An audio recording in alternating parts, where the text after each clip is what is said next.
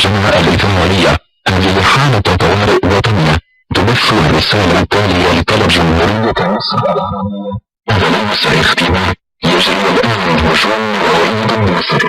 الرؤوس الحربية النووية تم إطلاقها من الولايات المتحدة.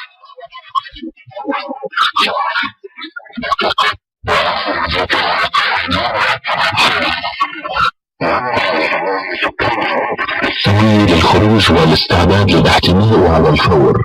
We interrupted our transition for an emergency message from the Arab Republic of Egypt. This is not a test. A missile from the United States of America has been launched to Egypt. Please take shelter immediately. All the ports, airports, and roads are closed for military use.